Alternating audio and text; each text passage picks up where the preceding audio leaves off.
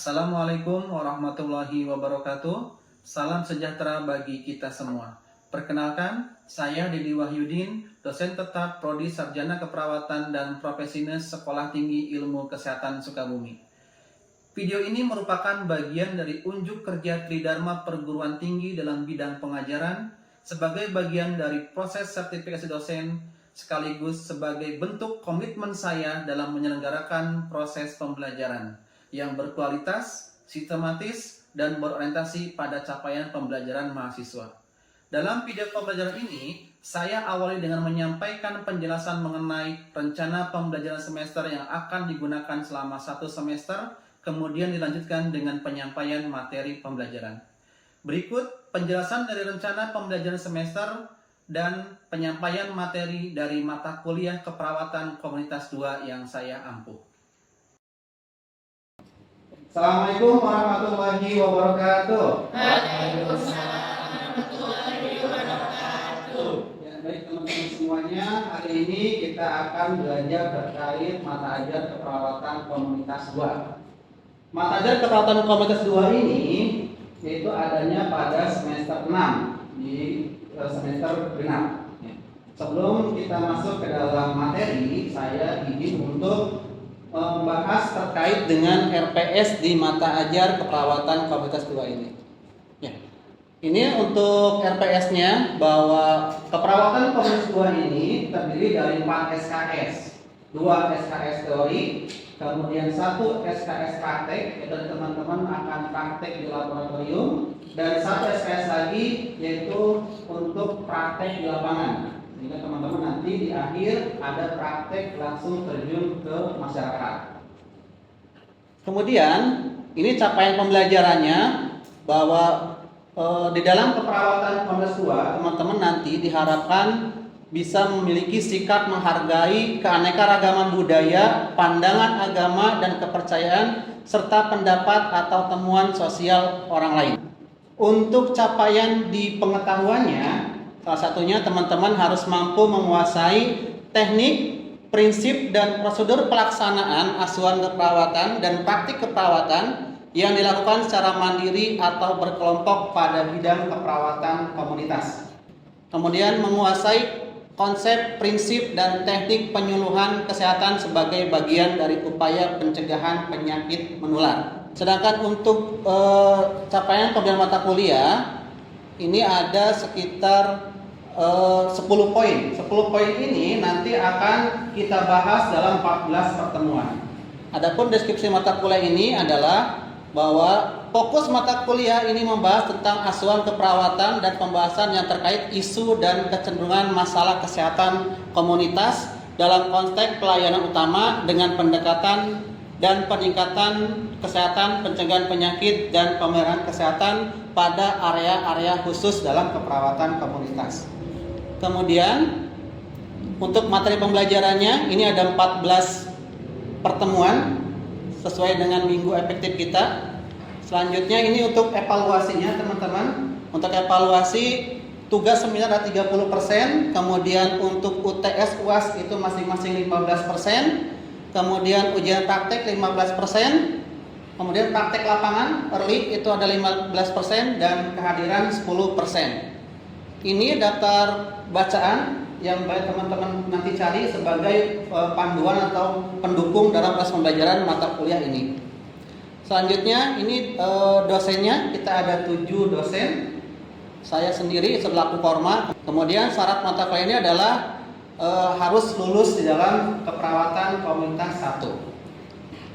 Ini pembagian untuk pertemuannya. Nanti teman-teman silakan cek tiap-tiap pertemuannya. Dan hari ini yang akan kita bahas yaitu terkait di pertemuan ke-12. Yang pembahasannya terkait asuhan keperawatan komunitas pada kelompok penyakit infeksi atau penyakit menular. Oke, bagaimana teman-teman terkait RPS ini? Ada pertanyaan? Sudah cukup? Cukup, kita langsung lanjut ke materi yang hari ini kita akan bahas. Oke, kita mulai untuk pembahasan materi di pertemuan ini, yaitu terkait dengan asuhan keperawatan komunitas pada populasi penyakit infeksi atau penyakit menular. Pertemuan sebelumnya kita sudah bahas terkait dengan rantai penularan pada penyakit infeksi, kemudian juga segitiga epidemiologi dari penyakit infeksi ini. Dan hari ini yang akan kita bahas untuk pertemuan ini adalah nanti diharapkan setelah pertemuan 12 ini teman-teman bisa memberikan asuhan keperawatan pada agregat komunitas dengan masalah kesehatan penyakit infeksi atau penyakit menular. Adapun nanti topik-topik yang akan kita bahas pada pertemuan ini, yang pertama adalah gambaran umum penyakit menular di Indonesia, kemudian strategi intervensinya, yaitu terkait dengan strategi intervensi perawat komunitas dalam mengendalikan penyakit menular, kemudian ada pencegahan penyakit menular, dan terakhir adalah indikator dan kebijakan pencegahan dan pengendalian penyakit menular. Jadi ini topik-topik yang akan kita bahas di pertemuan ini. Nanti di akhir mungkin ada tugas yang akan teman-teman kerjakan dan dikumpulkan di Google Classroom. Baik. Sudah siap belajar kali ini? Kita mulai ya. Pertama adalah penyakit menular. Penyakit menular ini merupakan penyakit yang disebabkan oleh transmisi atau agen infeksius tertentu yang ditularkan ke manusia. Biasanya penyakit infeksi ini bisa disebarkan secara langsung ataupun secara tidak langsung. Ini contoh penyakit infeksi secara langsung, biasanya penyakit infeksi yang ditularkan langsung dengan kontak fisik. Sedangkan penyakit penularan tidak langsung biasanya ada perantara, baik misalkan melalui benda, binatang, ataupun perantara lain yang bisa menyebabkan si host itu atau orang tersebut tertular. Coba teman-teman bisa memberikan contoh terkait penyakit infeksi penularan langsung. Apa saja? TBC, betul. Kalau tidak langsung, gigitan, rabies, itu tidak langsung. Jadi itu salah satu HIV juga bisa. HIV bukan secara tidak langsung. Artinya ada perantara. Sekarang kita masuk ke dalam gambaran umum penyakit menular di Indonesia. Sampai saat ini penyakit menular di Indonesia masih menjadi prioritas utama dalam penanganan kesehatan. Selain juga penanganan terhadap penyakit tidak menular. Beberapa penyakit yang menjadi prioritas utama di Indonesia adalah penyakit TBC atau sebut TB paru, HIV, malaria, demam berdarah, dan diare. Ini biasanya penyakit-penyakit yang umum sekali banyak terjadi di Indonesia. Nah, ini hasil Riskesdas bahwa pertama ada penyakit TB paru. Penyakit TB paru ini adalah penyakit yang sangat konsisten di kita. Dari tahun 2013 sampai tahun 2018 itu jumlah penderitanya selalu di atas 0,4%. Kemudian kedua ada HIV. HIV juga sangat mengkhawatirkan.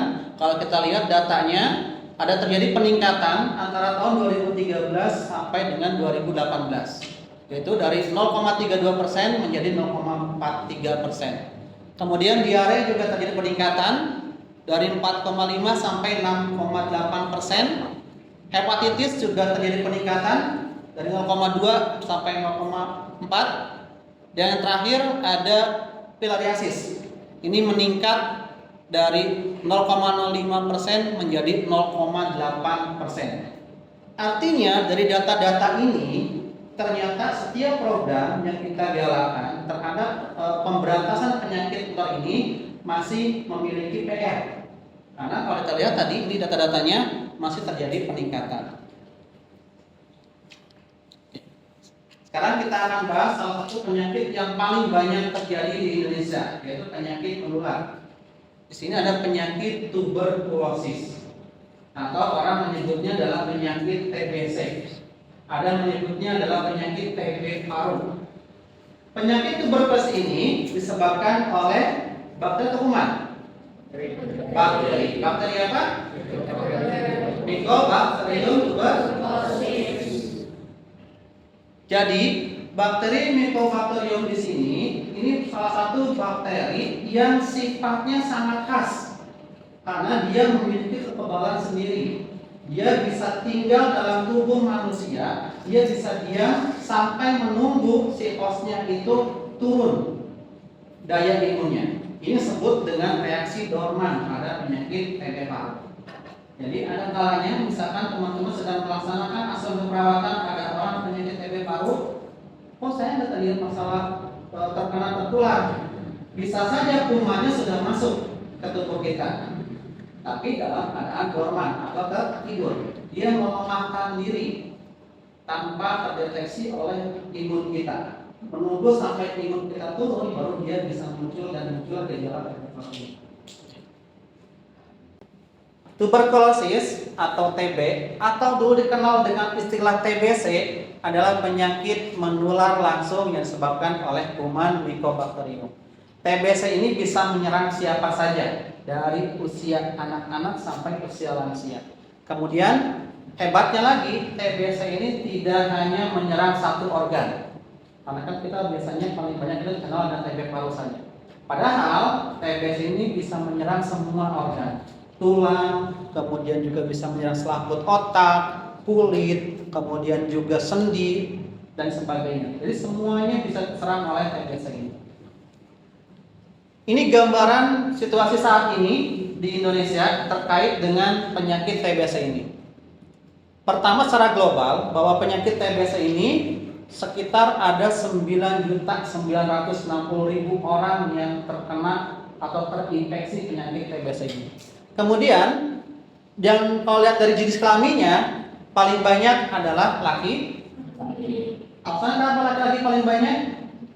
Karena gaya hidupnya, gaya hidup merokoknya, begadangnya dan sebagainya. Kemudian kalau kita lihat di Indonesia, ini menduduki peringkat ketiga dunia terbesar. Luar biasa ya, kita peringkat 3 setelah India dan Cina. Jadi ini India yang pertama, Cina dan terakhir ketiga adalah Indonesia dengan penyakit TBC-nya. Kemudian di Jawa Barat ini sekitar ada 128.000 orang menderita TBC. Artinya di sini kalau misalkan kita lihat di penduduk Jawa Barat ini ada 190 orang yang menderita TBC dari 100.000. Kalau misalnya di sini ada 100.000, 200-nya itu menderita TBC. Itu situasi kita di Jawa Barat saat ini. Kalau lihat dari pengobatannya, sebetulnya sudah cukup bagus di kita. Hampir pengobatan itu semua yang menderita TBC sudah tertangani pengobatan. Tetapi kalau kita lihat di kasus di sini, nah cakupan pengobatan sudah cukup tinggi, walaupun masih di bawah target nasional, kita sudah mencapai 81%. Kemudian, nah ini masalah di kita itu kepatuhan dalam minum obatnya. Makanya ini tantangan bagi seorang perawat bagaimana meningkatkan kemampuan masyarakat agar bisa patuh dalam minum obat. Karena kenapa? Kalau ini tidak kita intervensi, maka akan terjadi perluasan penyebaran penyakit TB ini. Ingat bahwa satu orang TB ini bisa menularkan ke 10 orang terdekat.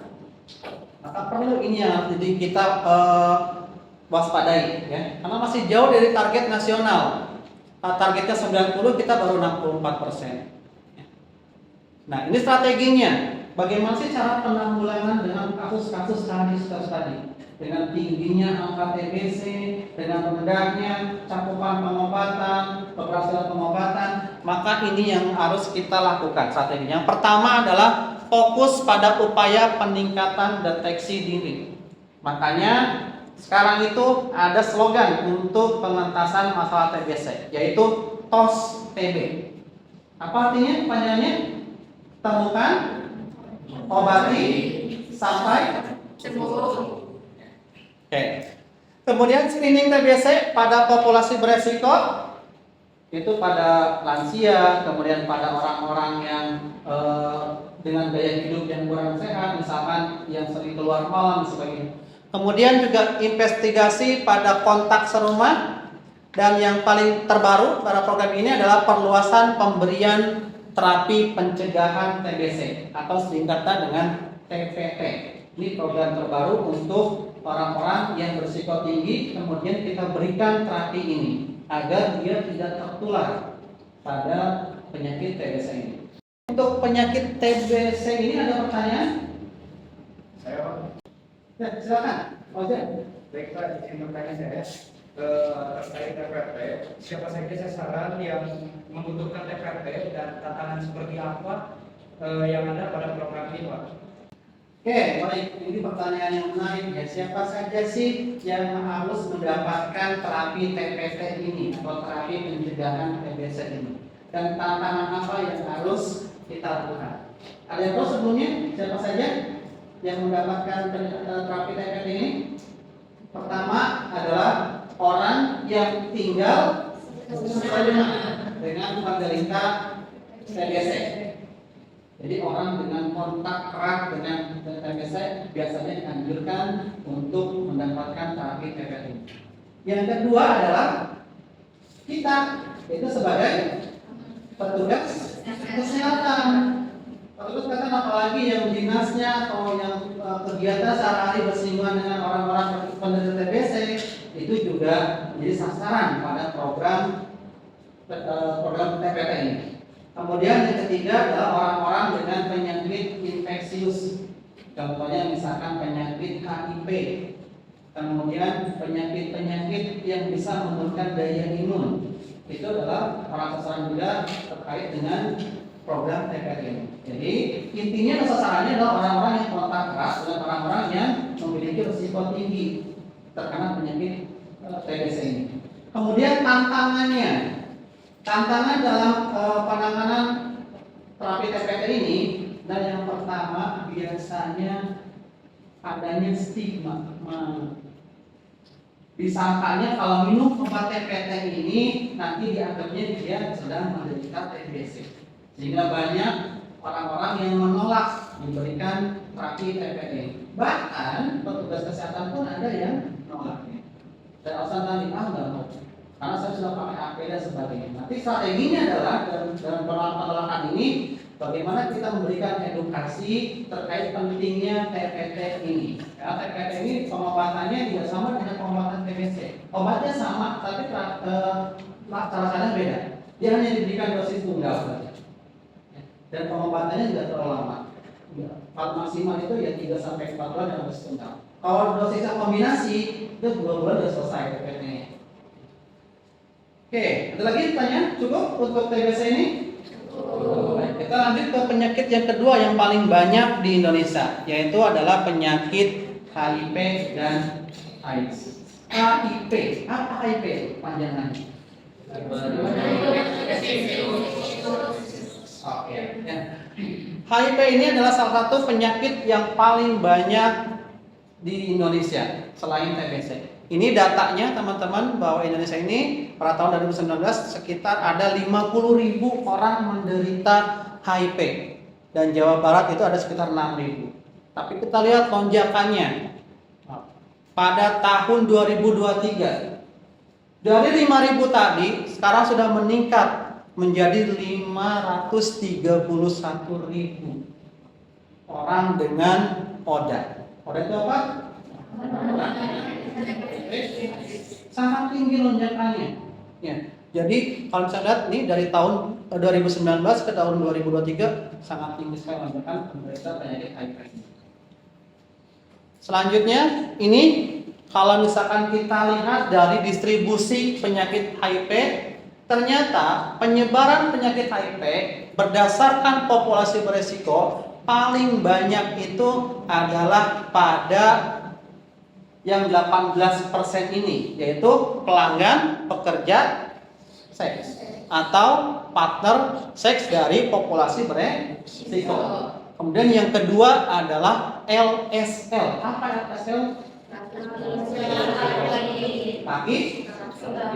Laki suka laki kalau dulu bahasanya, tapi sekarang itu kalau suka kan nggak jadi masalah, tapi yang paling bahaya itu laki seks dengan laki.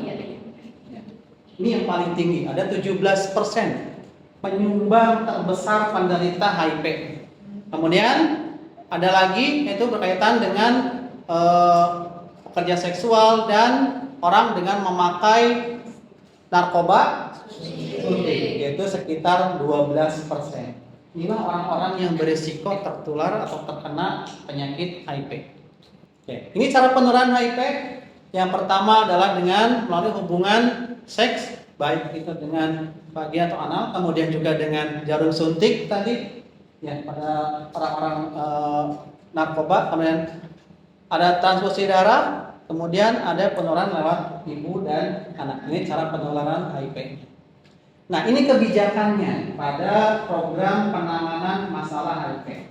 Yang pertama, bahwa kita itu memiliki komitmen, pemerintah memiliki komitmen getting to zero untuk HIV. Bagaimana langkah-langkahnya?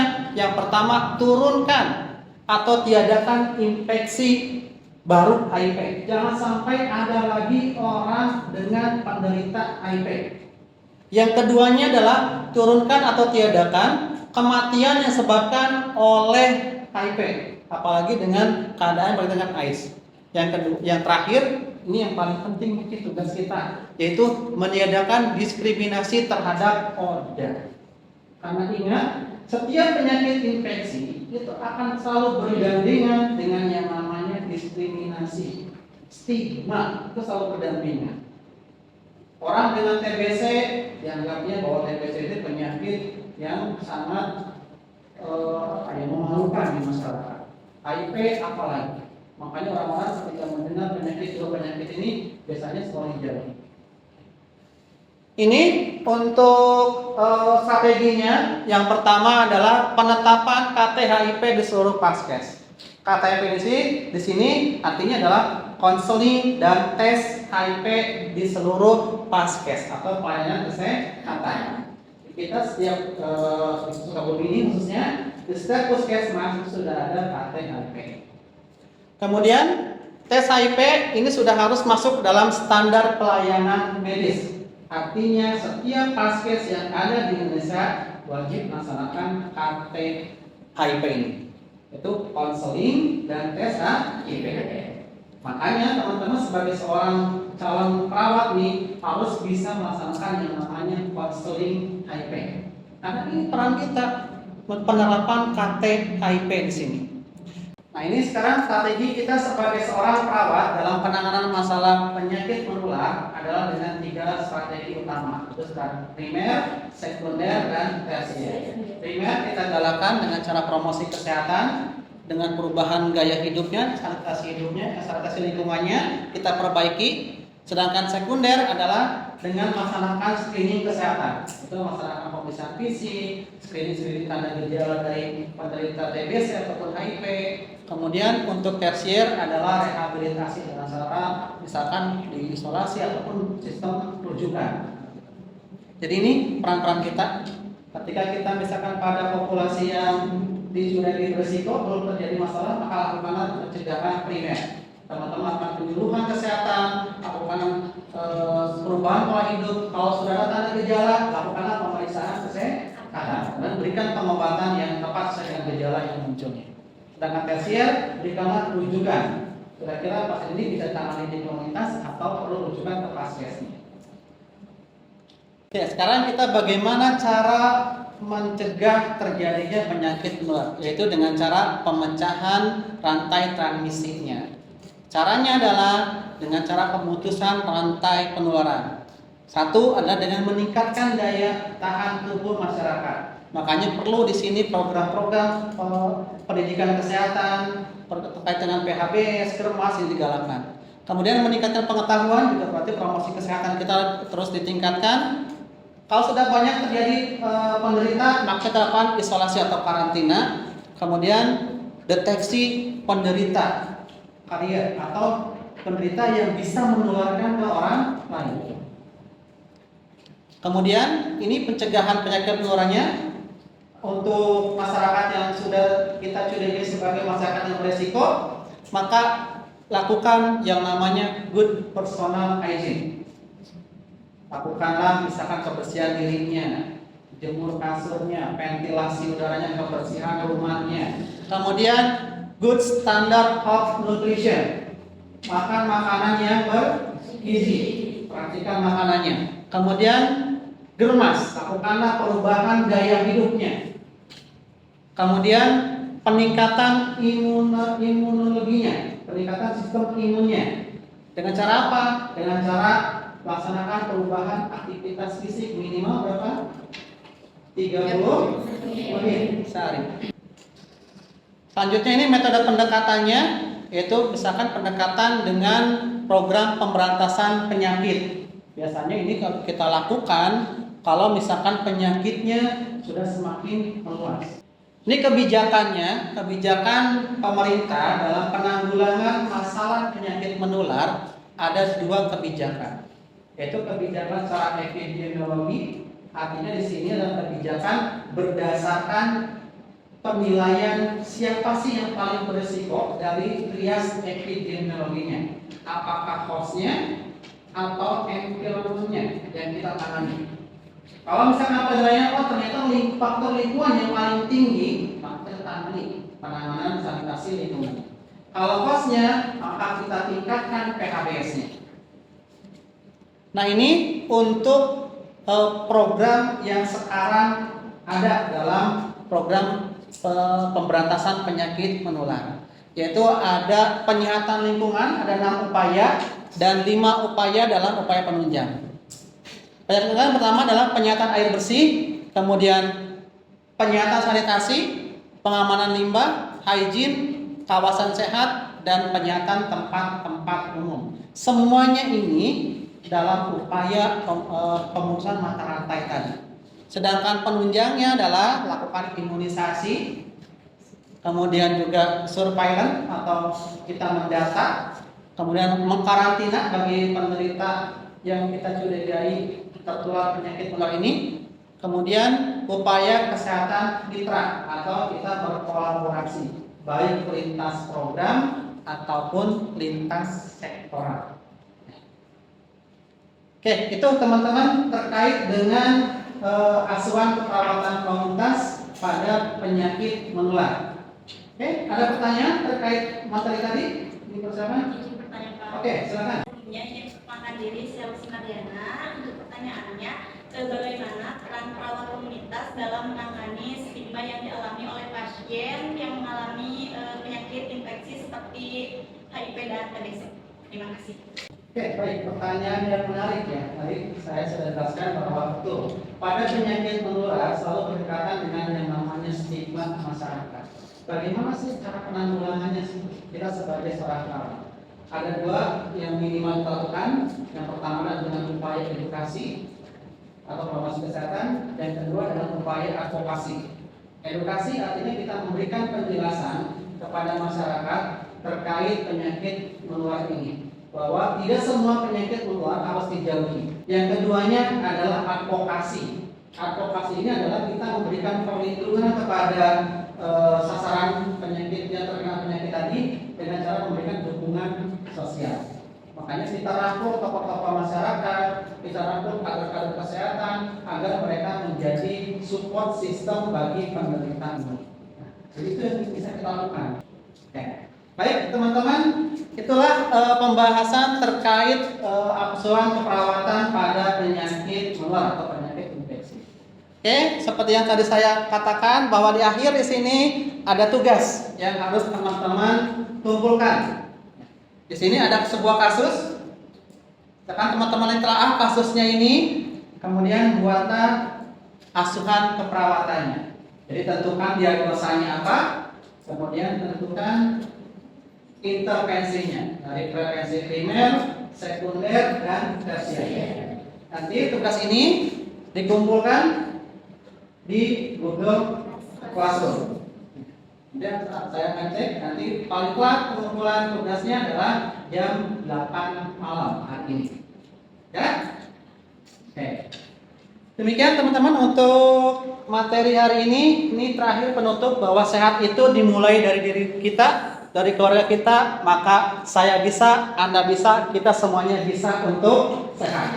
Terima kasih untuk pertemuan hari ini. Saya tutup. Assalamualaikum warahmatullahi wabarakatuh. Waalaikumsalam warahmatullahi wabarakatuh.